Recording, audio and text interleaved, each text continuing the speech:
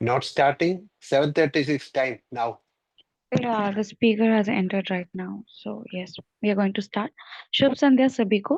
आप सभी का IFPH के दैनिक अंतर्राष्ट्रीय हिंदी वेबिनार में स्वागत है। हमारे बीच आज डॉक्टर दिवेश कुमार देवांशु जी उपस्थित हैं, जो प्रयागराज के Lal Bahadur Shastri homeopathic medical college और अस्पताल में होम्योपैथिक फार्मेसी विभाग में लेक्चरर के रूप में कार्यरत हैं। वे होम्योपैथी में फार्माकोविजिलेंस पर विशेषज्ञता रखते हैं और आज डॉक्टर महेंद्र सिंह स्मृति दिवस पर अपने विशेष व्याख्यान में हमें इस विषय पर जानकारी प्रदान करेंगे। हम आपका स्वागत करते हैं sir. Over to you. Hello. Yes sir, now you Am I are audible? Yes sir. Very good evening to all of you. Today is a very auspicious day, as because today is the birthday of Dr. Mahendra Singh sir. He is a very big shot in the field of homeopathy. उन्होंने homeopathy field में specially India के contest में जो चीज दिए हैं, आज उनको हम लोग फॉलो कर रहे हैं। जो भी चाहे सीसीएच का कैरिकुलम हो या जो पीजी का जो सिलेबस है या जो टीचिंग फैटर्निटी को अपलिफ्ट करने के लिए उनका जो योगदान है वो बहुत ही सराहनीय है। हालांकि हम लोगों का हमारा जो पर्सनल सर से है, एक दो बार इंटरेक्शन हुआ जब हम लोग कलकत्ता में पढ़ते थे, पीजी कर रहे थे, सॉरी उस वक्त मैं यूजी कर रहा था, अंडर ग्रेजुएट में था, तो एक दो बार सेमिनार में सर से मुलाकात हुई। और जब उनका अनफॉर्चुनेट डेथ हुआ था उस वक्त मैं कोलकाता में था and I am the I witness. तो सर का जो होम्योपैथी के क्षेत्र में जो योगदान है वो कभी भूला नहीं जा सकता है। हम लोगों को जो उनकी सच्ची श्रद्धांजलि देनी है, हम लोगों को उनके पद चिन्हों पे चलना पड़ेगा। उन्होंने जो होम्योपैथी को सिखाया, जो होम्योपैथी को आगे बढ़ाए, जो हैनीमैन साहब का जो ये थे, तो उनको हम लोगों को फॉलो करना पड़ेगा। तो ये हम लोगों की सच्ची श्रद्धांजलि होगी सर के रिस्पेक्ट में। और रिगार्डिंग सर, उनका जो कंट्रीब्यूशन है होम्योपैथी में एक लंबी सी लिस्ट बनी हुई है, जिसको कि हम लोग और ज्यादा उसको इलेबोरेट नहीं करना चाहते हैं। कल सर के को सच्ची श्रद्धांजलि के लिए उनका एक श्रद्धांजलि कोलकाता में आयोजन किया जा रहा है। अनफॉर्चुनेटली हम उसमें नहीं जा पा रहे हैं because of some other engagement. लेकिन हम लोगों का जो उनके द्वारा जो दिया गया है, उन्होंने जो ऑर्गन ऑफ मेडिसिन या जो भी बुक्स लिखे हैं, उनकी जो राइटिंग्स थी, उन्होंने मतलब होम्योपैथी के प्रति इतना डेडिकेशन था जिसके कारण उन्होंने दूसरी भाषा को भी सीखा और कई एक भाषा को सीखे, ताकि हैनीमैन का जो एग्जैक्ट चीजें हैं उसको किया जा सके, उसको सीखा जा सके। तो ये is a part of because आज का जो वेबिनार था उनके बर्थडे को सेलिब्रेट करने के साथ साथ जो एक अच्छी सच्ची श्रद्धांजलि देना था उनको लेकर है। Now come to the topic. The topic is pharmacovigilance and homoeopathy. Pharmacovigilance means pharma and vigilance. Pharma and vigilance. Pharma drugs, vigilance to keep watch. This is the literal meaning. Before going to the proper topic, I want to highlight some references from the organ of medicine. In aphorism 124, Master quoted, for these experiments, every medicinal substances must be employed quite alone and perfectly pure without the mixture of any foreign substance. अगर आप जो experiment जो बोल रहे हैं ये और drug proving के बारे में बोल रहे हैं, तो जो each and every medicinal substance का जो ड्रग प्रूविंग के द्वारा जो सिम्टम्स को लिया गया है, इलिसिएट किया गया है, और कभी भी जब मेडिसिन हम लोग देते हैं तो उसमें कोई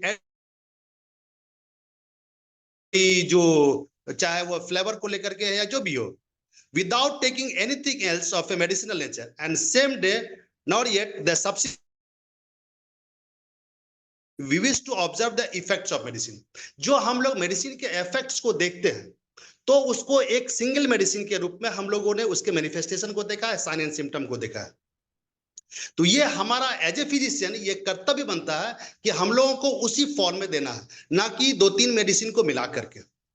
second reference is aphorism 264, The true physician must be provided with the genuine medicine of unimpaired strength, so that he may be able to rely upon their therapeutic power.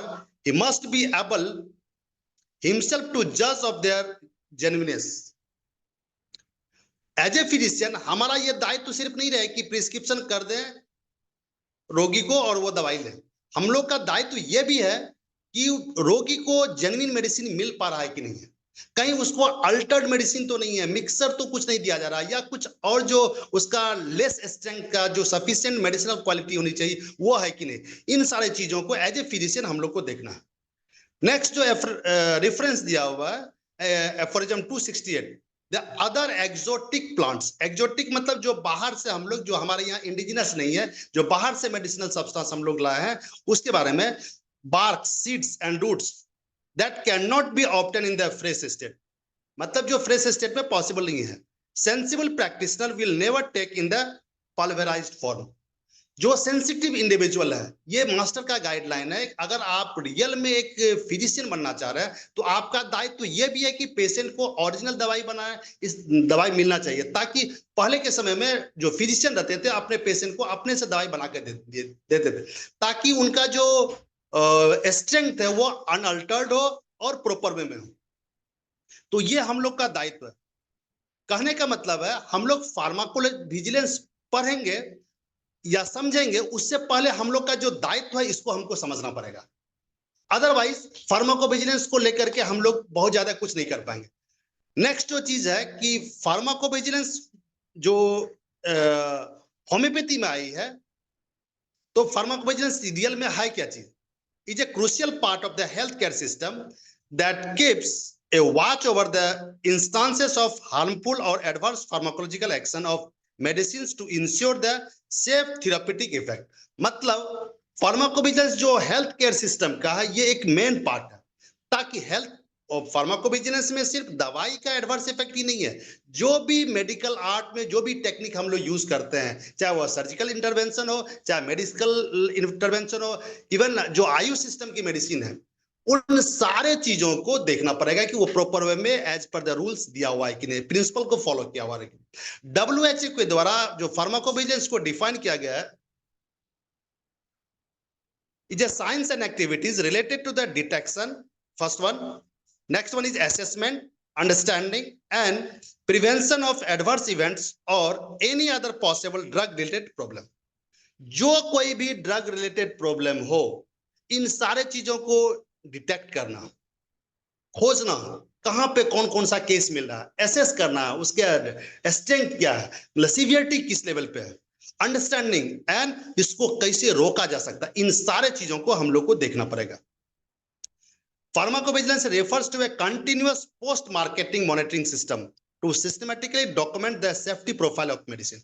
मतलब हम लोग जब ड्रग को स्टैंडर्डाइज करते हैं तो हम लोग फ्रॉम बिगिनिंग टू एंड, चाहे कलेक्शन ऑफ ड्रग सब्सटेंस हो या मार्केटिंग हो, इन सारे जगह पे ईच एंड एवरी लेवल पे हम लोग इन सारे चीज को स्क्रूटनाइज करते हैं कि तभी हम लोग का जो फाइनल प्रोडक्ट हो पाता है वो गुड क्वालिटी का और पेशेंट के सेफ्टी के लिए होगा।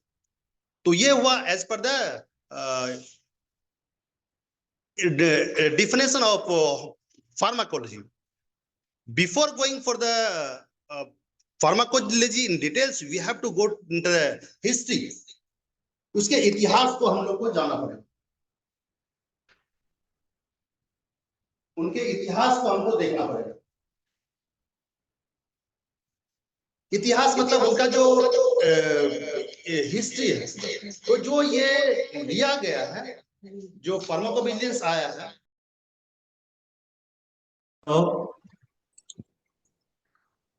हेलो,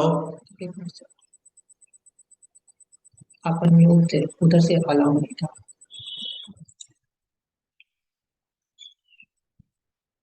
किस नाम से है?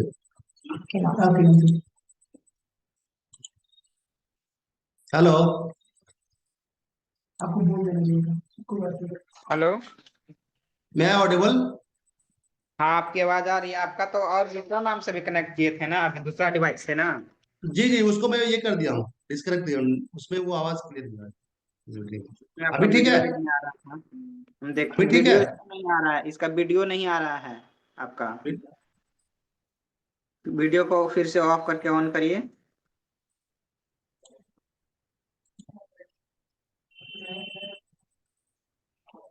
नहीं आ रहा है वीडियो आपका, कंटिन्यू करिए। अगर यही प्रॉब्लम हो सकता है, आपका डिवाइस में कुछ प्रॉब्लम होगा। एक सेकंड मोबाइल दो, मोबाइल से दो।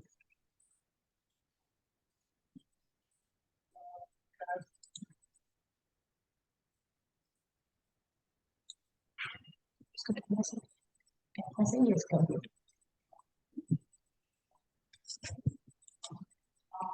एडमिट।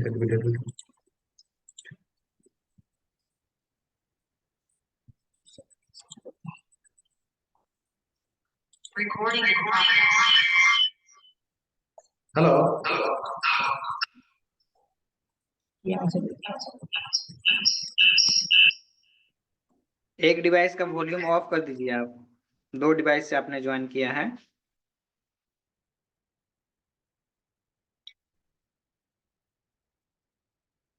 हाँ, और आप अनम्यूट करिए, म्यूट हैं आप।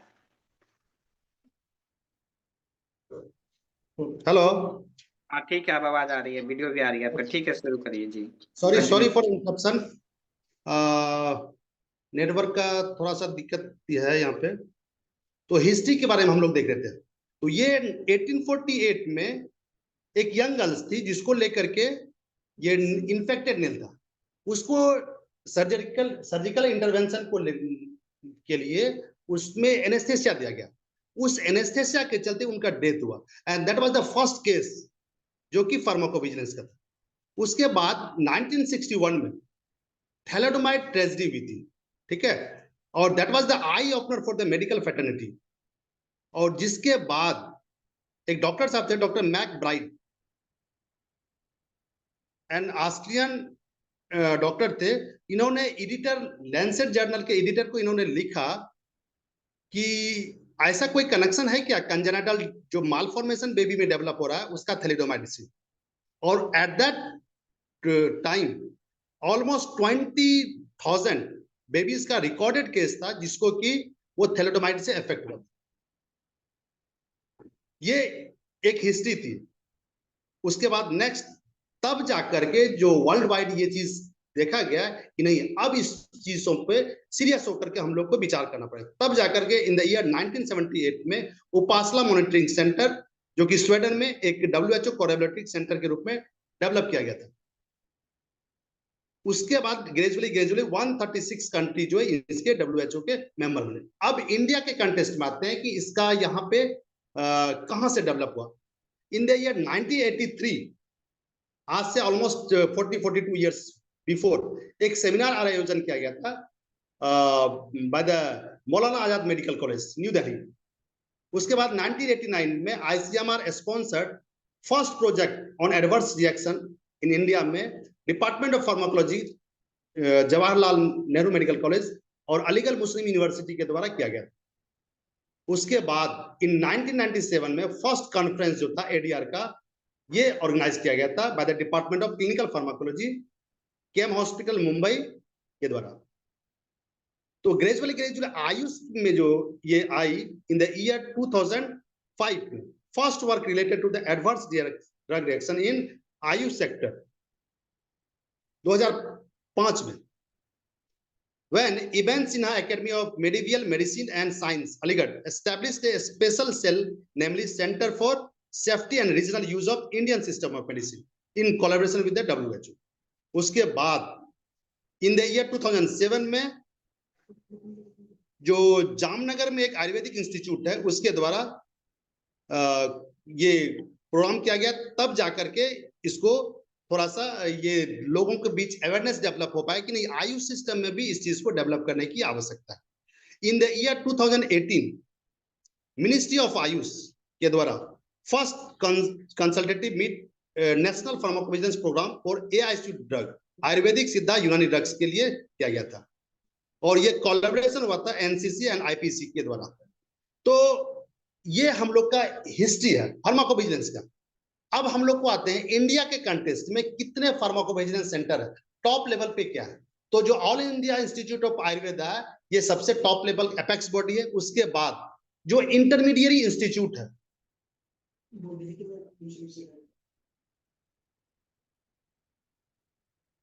हेलो, हाँ सर, आपकी ऑडियो आ रही है, आप कंटिन्यू करिए। एक देखिएगा वो लिंक गया होगा, उसको कनेक्ट कर लीजिएगा, तो एक्सेप्ट कर लीजिएगा। मैं इसको हाँ, ऑफ वो कर हम देता हूँ। वो आपको कोई दिक्कत नहीं, हम लोग कर देते हैं, आप कंटिन्यू करते रहिए। Okay, sir. Come on, sir. Hello, आपकी आवाज आ रही है सर। Okay okay. तो ये हम लोग का हिस्ट्री पोर्शन था फार्माकोविजिलेंस को लेकर के, चाहे वर्ल्ड वाइड हो या इंडिया के कंटेक्स्ट में।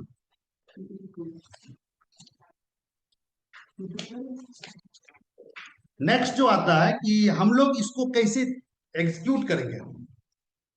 तो अंडर दिस प्रोग्राम, ये जो प्रोग्राम मिनिस्ट्री ऑफ आयुष के द्वारा की गई थी, the designated pharmacovigilance centre are reporting, sorry मैं बात कर रहा था कि टायर सिस्टम को लेकर के। तो जो सबसे टॉप लेवल पे नेशनल फार्माकोविजिलेंस सेंटर, जो all India institute of medical, ये आयुर्वेदिक साइंस, आयुर्वेदा का ऑल इंडिया इंस्टीट्यूट, क्या हो रहा है, ठीक है। उसके बाद 5 इंटरमीडिएरी सेंटर है, जो कि ऑल द नेशनल इंस्टीट्यूट, चाहे वो आयुर्वेदा का हो, यूनानी का हो, सिद्धा का हो, होम्योपैथी का, ये सारे इंटरमीडिएरी सेंटर। उसके अलावा ऑलमोस्ट 40-45 के आसपास टोटल पेरिफेरल फार्माकोविजिलेंस सेंटर है। तो ये जो इंटरमीडिएरी सेंटर है, इनके बीच में कुछ, उसके अंडर में कुछ कुछ क्या कहते हैं, ये पेरिफेरल फार्माकोविजिलेंस सेंटर भी दिया गया, जो कि उसको मॉनिटर करता है। अभी कुछ दिन पहले recently national institute of homeopathy Kolkata में इसका एक वर्कशॉप किया गया था, बहुत अच्छा था। उसमें जो भी उनके अंडर में पेरिफेरल जो फार्माकोविजिलेंस सेंटर के जो भी इंचार्ज थे, उन्होंने आकर के अपना जो भी अवेयरनेस का था या जो भी कमेंट करना था, उन्होंने किया।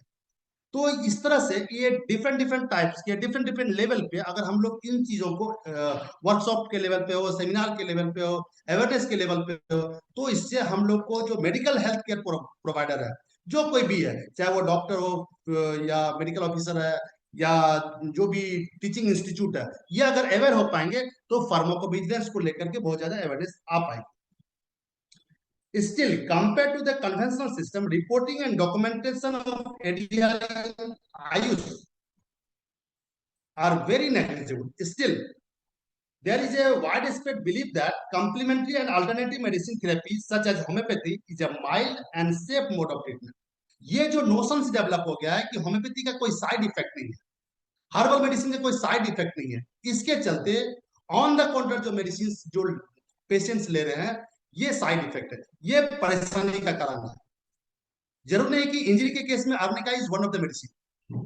हम लोग बहुत सारे वार्ड के केस में खुजाल लोग ऐसे भी लेते हैं, चाहे वो जो भी है, होम्योपैथ हो नहीं नॉन होम्योपैथ हो, सबको पता है। लेकिन ये चीज लेने से थुजा का तो सिर्फ वाट ही नहीं है, तो अगर कोई मेडिसिन एक्ट करती है तो ऑब्वियसली वो रिएक्ट भी करेगी। इसलिए मैं जो ऑर्गन ऑफ मेडिसिन के जो चीजों को कोट करा था, उसका कारण यही है कि जो फिजिशियंस का ड्यूटी है, उस चीज को आपको भली भांति करना पड़ेगा as per the guidelines, as per the principles of homeopathy. Otherwise जैसे बोलते हैं होम्योपैथी का कोई साइड इफेक्ट, हम अगर कोई मेडिसिन ले रहे हैं तो उसकी निश्चित रूप से कुछ ना कुछ साइड इफेक्ट्स होगी। नेक्स्ट है, this notion has led to a large scale self medication using over the counter drug by the general population worldwide. Inappropriate application of medicine is one of the challenge of the public health domain and may lead to a serious ADR that accounts for lots of ADR or ADE is there. There are very few evidences in defense when the safety of drugs of IU system is being questioned. Healthcare professionals need to be acquainted with how to report and where to report an ADR. तो इसके लिए हम लोगों को पहले ये जानना पड़ेगा कि इसकी आवश्यकता क्या है। नीड ऑफ फार्माकोविजिलेंस पहला है,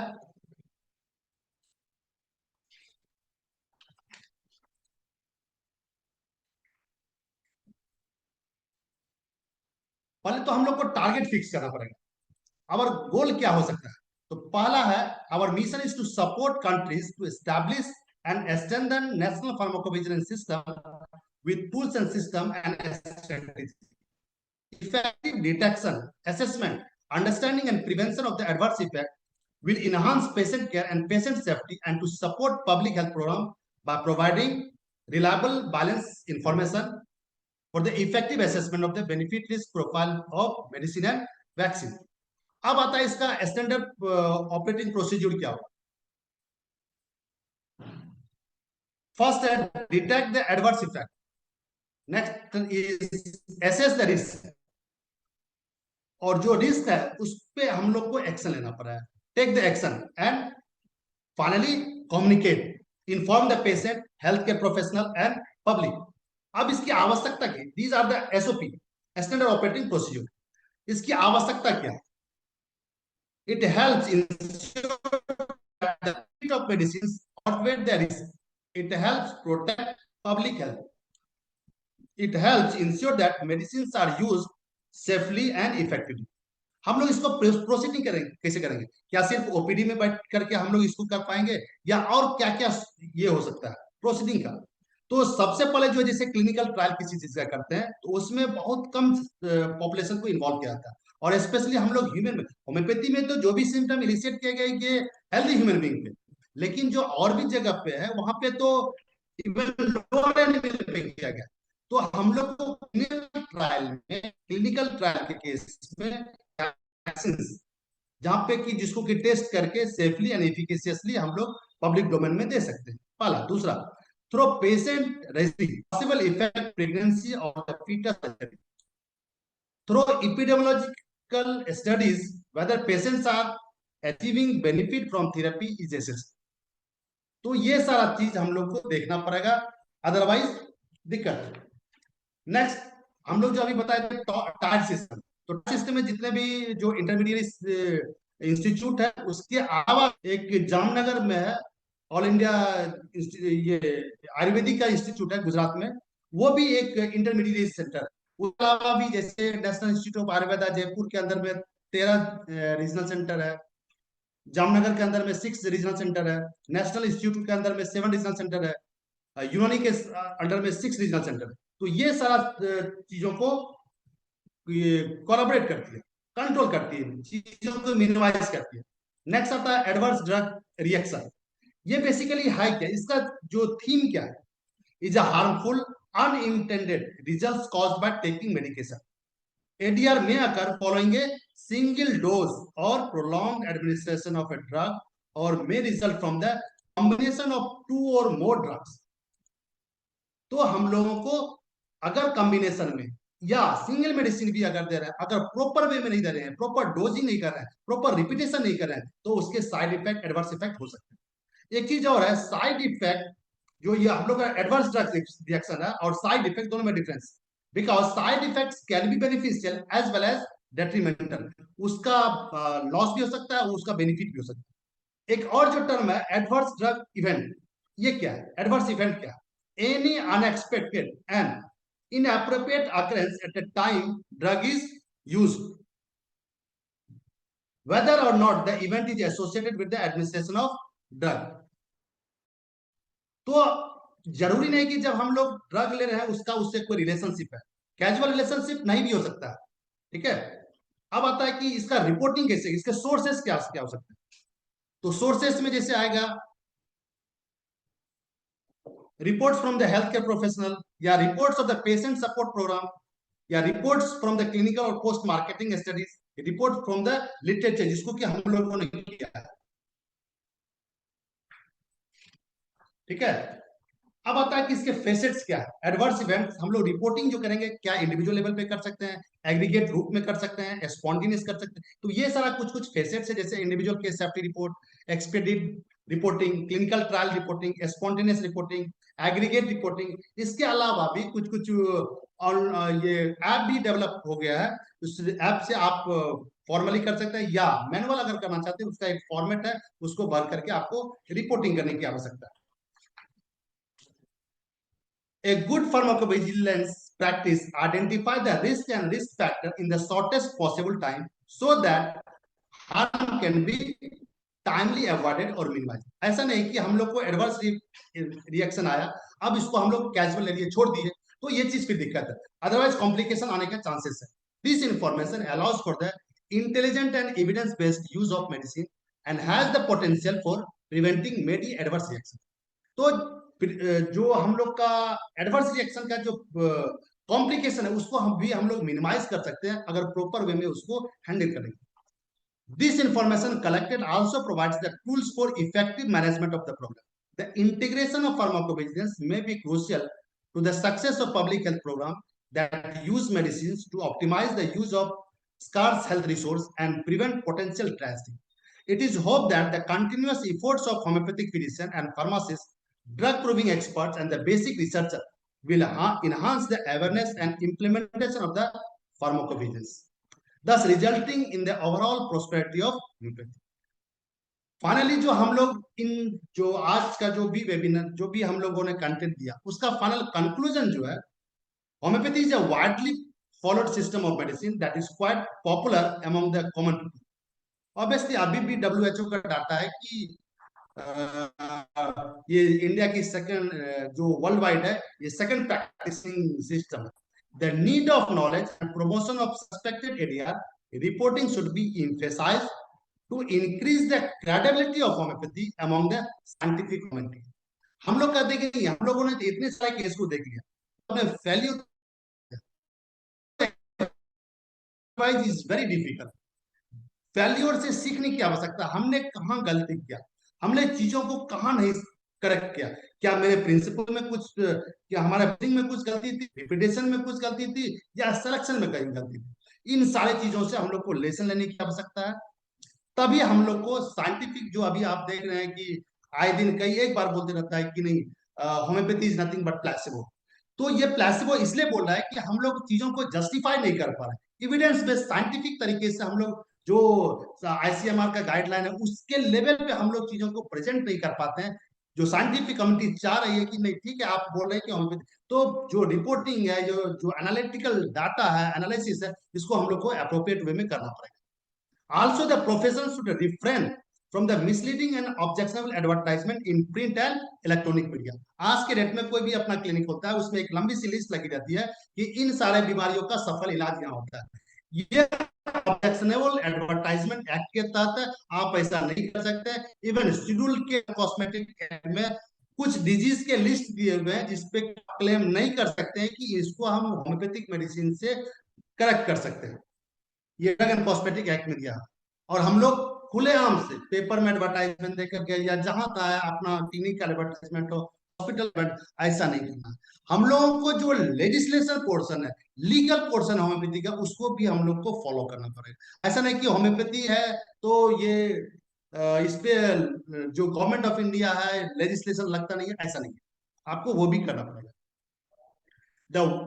This webinar suggests multi-stage intervention, including targeting young practitioner, allopathic and homeopathic quack, launching ubiquitous app-based medical learning. एक ऐप है, उसके आधार पे भी आपको फार्माकोविजिलेंस को देख सकते हैं. And government sponsored workshops should be significant intervention to improve the level of knowledge. और जो एटीट्यूड है, हम लोग को अपना तौर तरीका कुछ करना पड़ेगा.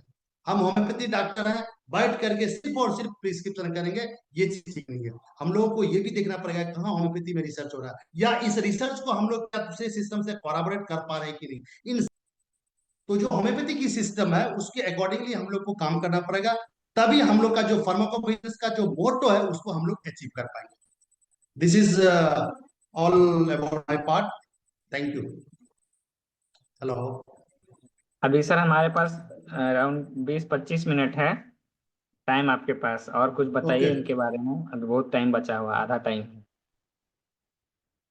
अगर पब्लिक डोमेन से कोई क्वेश्चंस आता है इसके रिगार्डिंग, अगर कुछ आ पा रहा है तो that will be very good one. Introduction session last के 10 मिनट में करेंगे सर, और क्वेश्चन उतना आता नहीं है तो आप कंटिन्यू करिए 20 मिनट और. Okay okay okay. इन सारे इंसिडेंट्स जो भी हम लोग कुछ एग्जांपल्स हम लोग बताए एडीआर को लेकर के, तो उसके अलावा भी जो हम लोग का कुछ सेंटर्स है जो WHO से जो कोरिलेटेड है, या अभी जो हमारे उत्तर प्रदेश में जो DP रस्तोगी करके एक इंस्टीट्यूट है, पेरिफेरल फार्माकोविजिलेंस सेंटर है, वहां पे भी कुछ केसों को जो लोकल जो इस इलाके के है या सबके जगह पे कहीं कहीं सेंटर डेवलप है, वहां पे जाकर के आप उसको रिपोर्ट कर सकते हैं.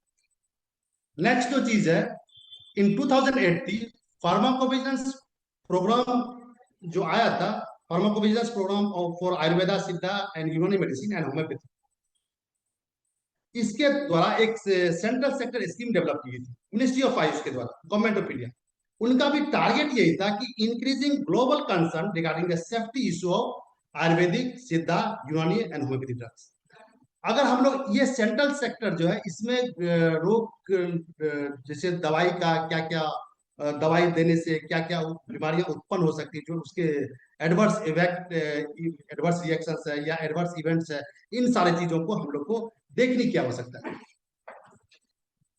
हम लोग एक वेटरनरी मेडिका प्यूरा में आर्सेनिक चैप्टर में एक पैराग्राफ लिखा हुआ है। The paragraph was, if a careful tester of the uses of medicine and of their doses arise, they inveigh against him as an enemy to their comfort and do not refrain from sparing him with the vilest calmness. इसका मतलब यह है कि जब homeopathy beginning में start हो रही थी, उस वक्त भी हनीमैन साहब के ऊपर में बहुत सारा अटैक किया गया। कहाँ से ये होम्योपैथी सिस्टम क्या है, सिमिलिया क्या है, उस वक्त भी उनके ऊपर अटैक किया गया।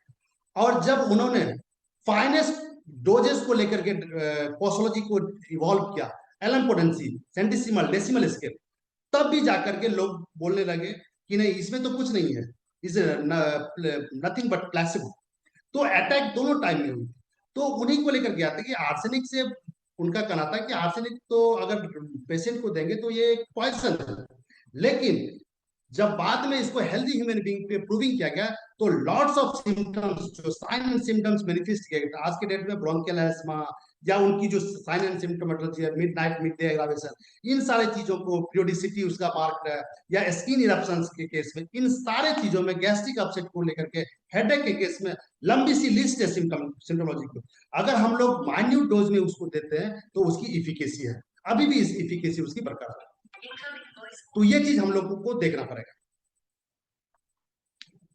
नेक्स्ट एफोरिज्म 120 में मास्टर हेनिंग में लिखे हैं, therefore medicine on which depends man's life and death.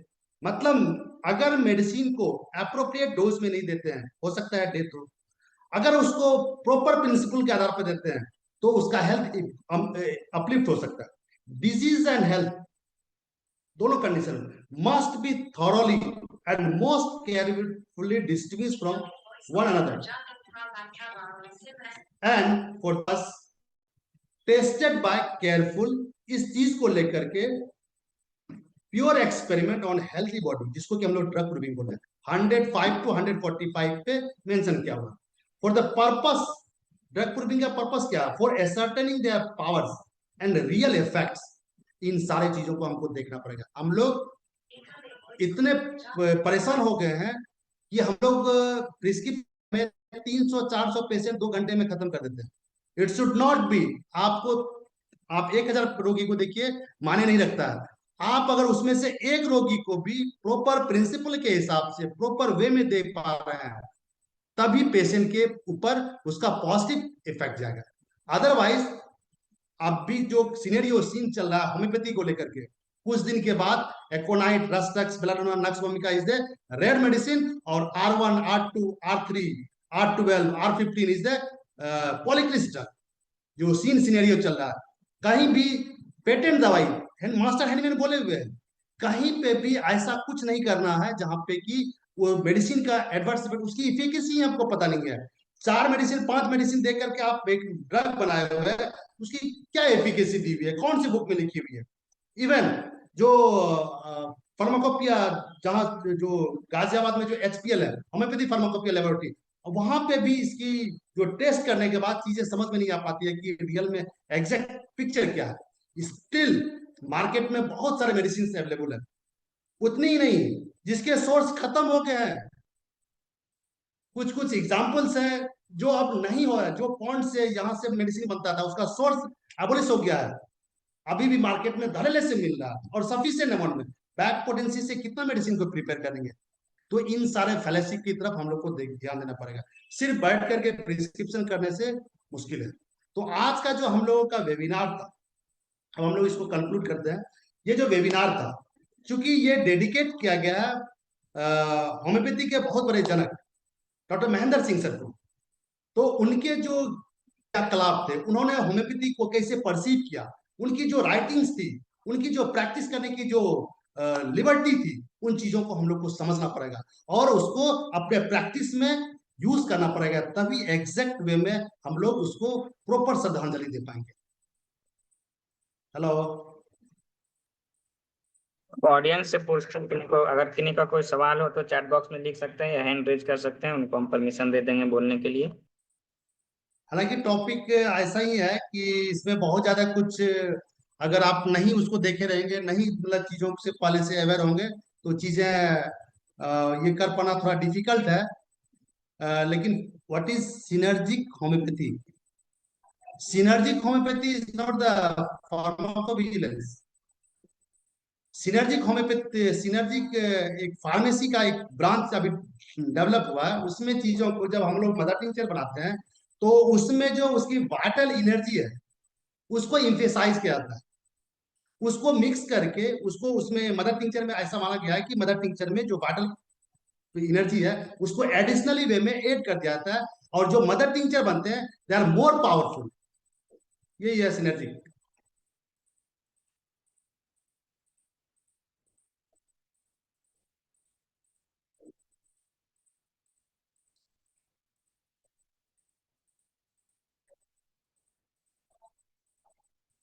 और कोई क्वेश्चन?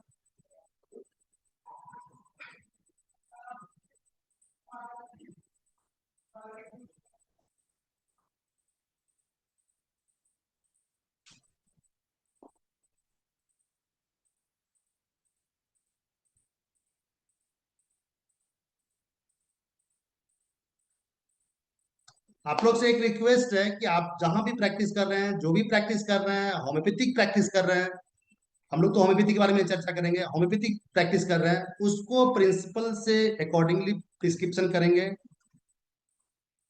जो होम्योपैथी की जो हैनीमैन साहब की जो गाइडलाइन दी हुई है, जो जो हमारे बिग शॉट्स थे, जो होम्योपैथी के जन्मदाता थे, जो होम्योपैथी को यहाँ तक लेकर गए, उनके सिद्धांतों को हम लोगों को देखना पड़ेगा। सेमिनार में सिद्धांत बोलते हैं, जाकर प्रैक्टिस में कुछ करेंगे तो फिर थोड़ा जस्टिस नहीं होगा। सिस्टम को जस्टिस देना पड़ेगा, तभी होम्योपैथी बहुत दूर तक जा पाएगी। और ये इतनी फाइनेस्ट सिस्टम है, इसको लेकर के थोड़ा सा हम लोगों को सोचना पड़ेगा। अभी हम लोग एक दूसरे मोटो में जा रहे हैं कि नहीं, अर्थ युग में जा रहे हैं, तो अर्थ युग भी ठीक है, वो भी कीजिए, लेकिन होम्योपैथी को भी जो उसके सिद्धांत है, बहुत सारे नाम लेना ठीक नहीं होगा, बहुत सारे हैं जो कि उनकी अपनी एक फिलॉसफी चल रही है by the name of homeopathy. अगर आपको अपनी फिलॉसफी करनी है, डू इट ना, आप अपने नाम से करेंगे तो वो थोड़ा ठीक नहीं है। तो जो होम्योपैथी का जो गाइडलाइंस दिया हुआ है, उसको कीजिए। और जो फार्माकोविजिलेंस, अगर ऐसा कोई केस आता है, कोई केस खराब हो रहा है, तो उस केस के बारे में देखिए कि कहाँ पे ये समस्याएं आ रही है। इस चीजों को देखना पड़ेगा, समझना पड़ेगा, तभी हम लोग का जो मोटो है, जो गवर्नमेंट ऑफ इंडिया का जो आयुष मिनिस्ट्री का प्लान है कि नहीं, आप होम्योपैथी लेवल पे भी या जो आयुष सिस्टम के लेवल पे भी हम लोगों को इस चीजों को समझना पड़ेगा, तभी हम लोग सक्सेस कर पाएंगे।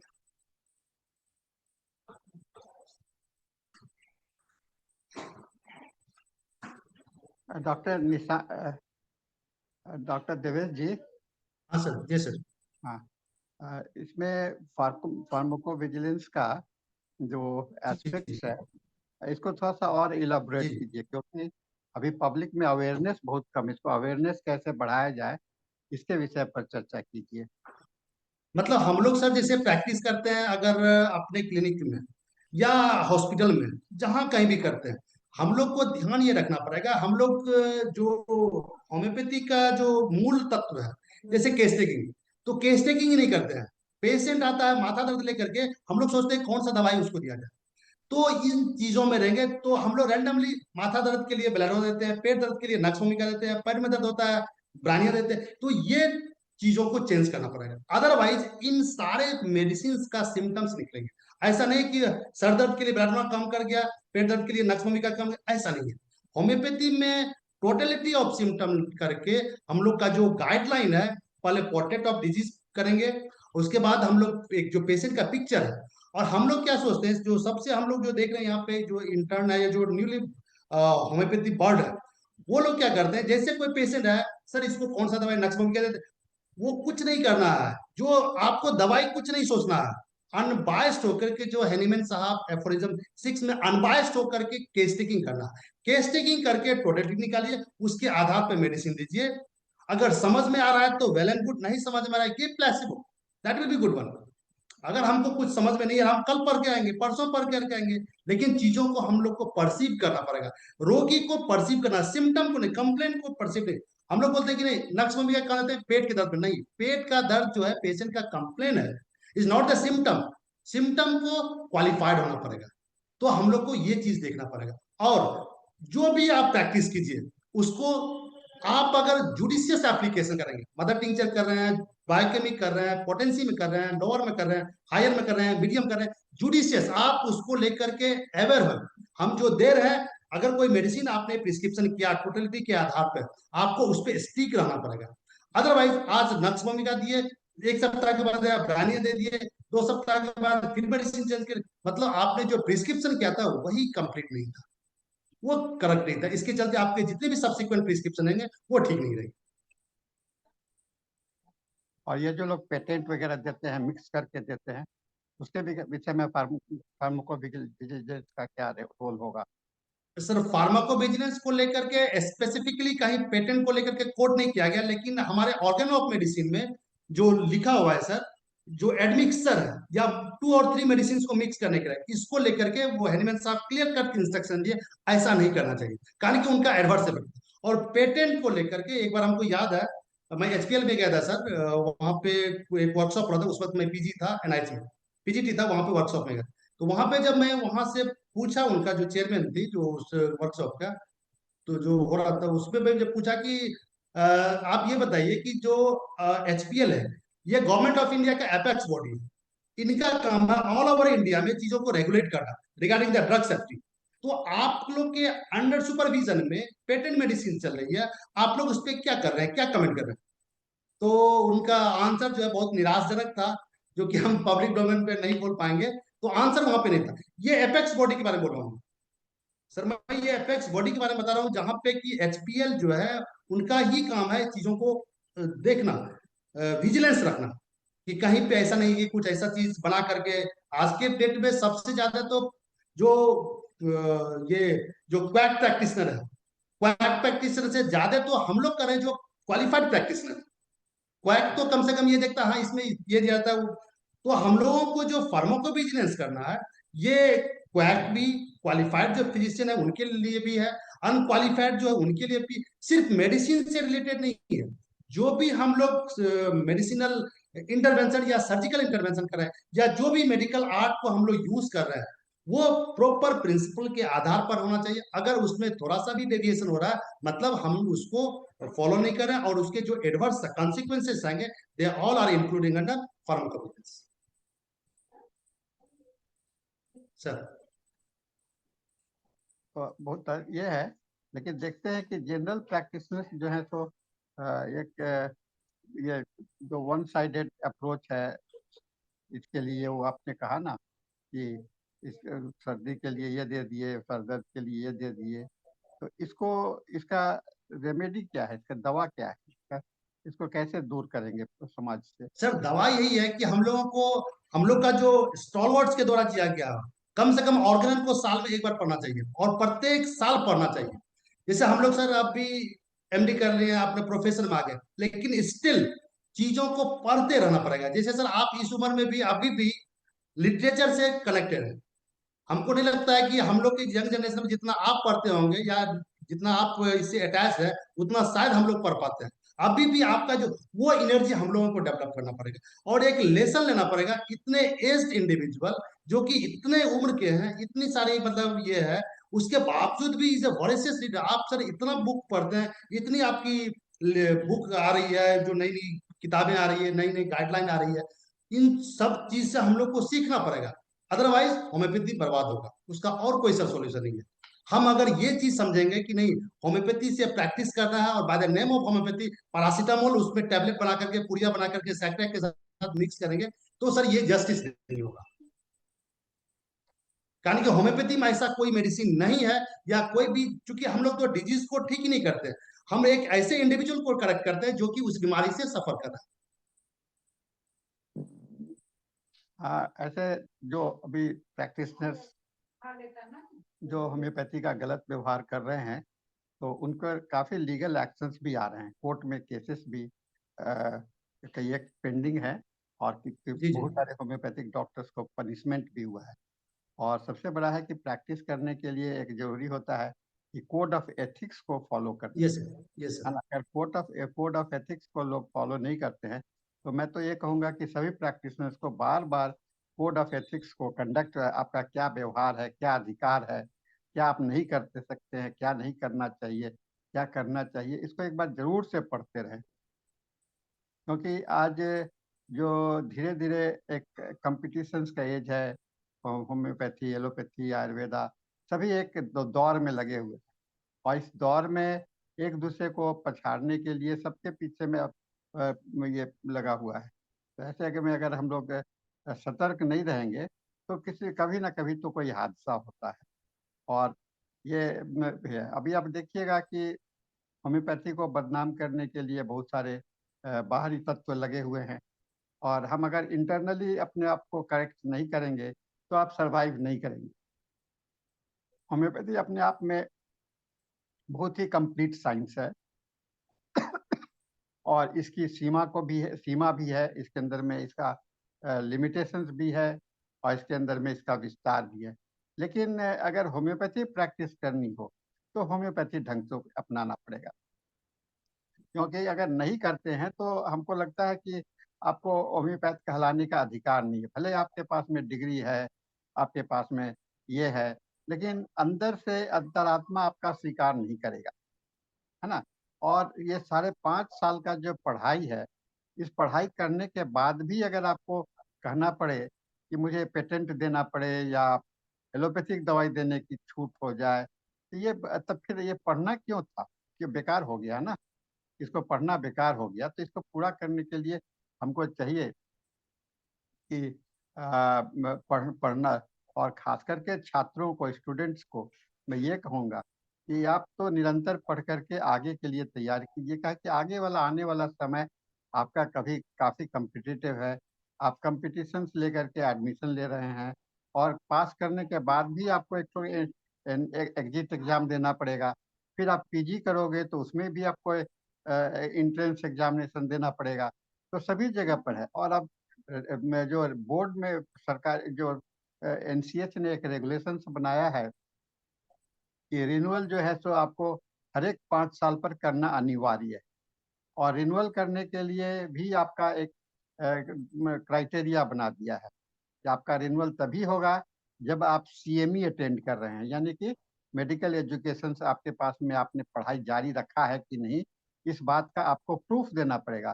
और इसके प्रूफ के तौर पर आपको ये सीएमई का जो है कंडक्ट होता है। जैसे हम लोग अभी ये दिल्ली से भी सीएमई कर रहे हैं, दिल्ली हमारा ये निरंतर 4-5 साल से चल रहा है।